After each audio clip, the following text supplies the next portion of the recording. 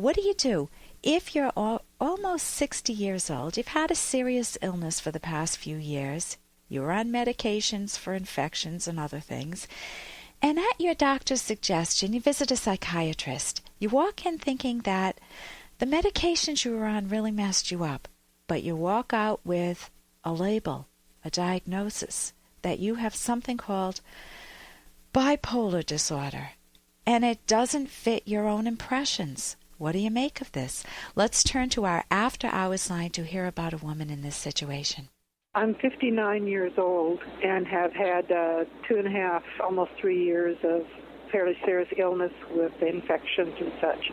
I was just recently, though, told to go to a psychiatrist and just to check to see if I am bipolar. The psychiatrist asked me questions, said I was bipolar, definitely. I'm not sure he's right. I think I've got messed up on meds, but if a psychiatrist says they've got special certificates and know how to diagnose bipolar, do you think that it's then like 90% sure that he's right? Okay, so you want a second opinion because you go into one doctor's office and you get a label. You get a label of bipolar.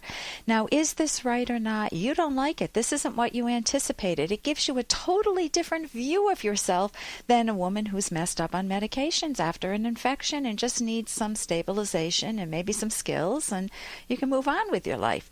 But with bipolar, people, especially psychiatrists, usually say you have this for life. There's no, you just have to live with it. It's just that your body's different than other people's bodies, and it's a disorder. It's not something that's within the power of your choice. If you go to a cognitive therapist, they will give you a lot of skills on how to manage and possibly get over it. Maybe you don't even have it, though. Theorists and psychologists, psychiatrists, mental health workers differ on their views in this situation.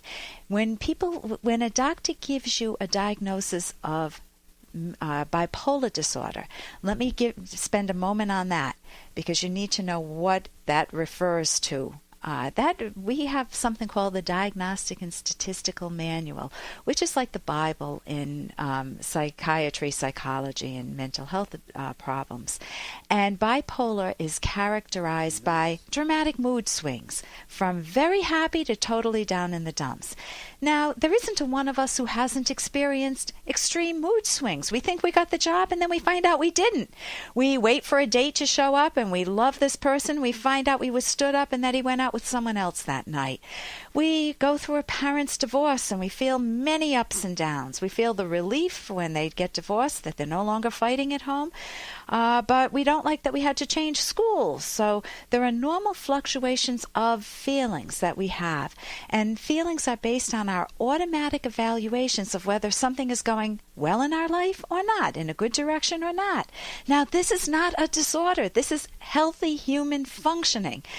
But you need to know where emotions come from and how to understand your own moods. If you have powerful, powerful mood swings and there's no obvious cause of a good or a bad mood swing, then first you have to rule out several things. You have to rule out medications. Your doctor should do a thorough examination of what medications you were on or are on, what interactions they may have with one another. You need to rule out things like even light therapy can affect you. It's not bipolar, or if you've had any ECT, electroconvulsive therapy, that can affect it. If you have thyroid problems, that accounts for mood swings. I once saw someone who was extremely depressed. Turned out to be a thyroid problem. Thank you. It wasn't, you fixed the thyroid problem, the person wasn't as depressed. It could be bereavement. Someone died, or you're anticipating a death, or it could be medical problems, a brain tumor, lesions, and it could be emotional problems. We'll talk about that coming up right after the break and what you can do about it. I'm Dr. Ellen Kenner on the Rational Basis of Happiness.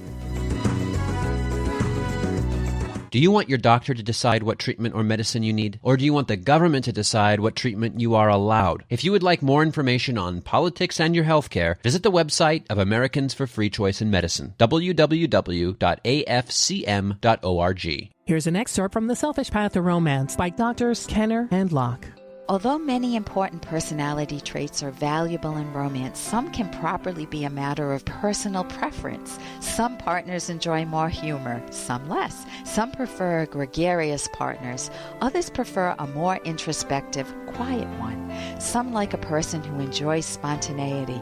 Others prefer planners. If partners are not well matched or at least accepting of differences, such legitimate differences can result in chronic tension, painful arguments, and a conflict-ridden relationship, even among partners who are good people. Partners sometimes mistakenly treat such optional personality traits as moral issues. Such differences may be legitimate reasons for not wanting one another as soulmates, but they don't make a person morally wrong. You can download Chapter 1 for free at drkenner.com, and you can buy the book at amazon.com.